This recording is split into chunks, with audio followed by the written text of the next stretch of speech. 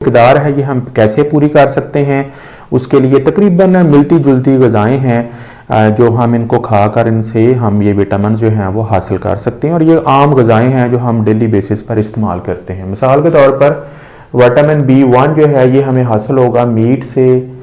Meet में fish आ जाती है, पोल्ट्री आ जाता है, उसके अलावा बीफ आ जाता है, मटन आ जाता है, एग्स आ जाते हैं, लेग्यूम फलीदार पौधे जैसे लोबिया है, मटर है, लीफी ग्रीन वेजिटेबल्स ये भी बड़ी इंपॉर्टेंट है, साग है, पालक है।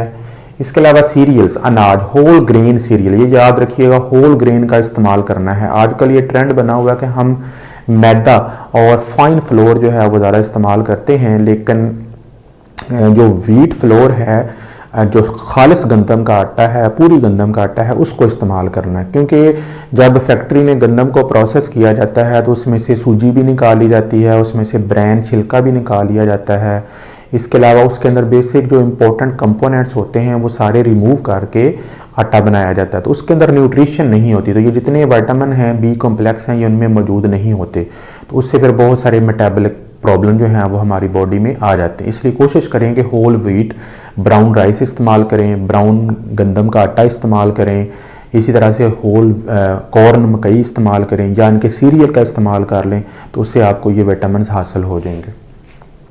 इसी तरीके से अगर हम राइबोफ्लेविन की बात करें तो ये भी हमें मीट से, डेयरी से और होल ग्रेन से हासिल होता है। नियासिन भी लिवर, मीट, पोल्ट्री और पीनट से हासिल होता है। B5 ये हमें हासिल होगा मीट से, होल ग्रेन से, लेग्यूम फलियों से, मिल्क, फ्रूट्स, वेजिटेबल्स।